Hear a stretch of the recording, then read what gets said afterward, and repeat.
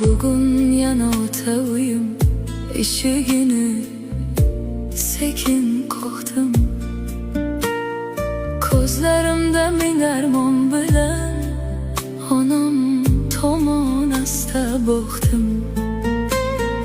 Sovuq qarash, jimjit hovli, go'yo meni tanimaganday.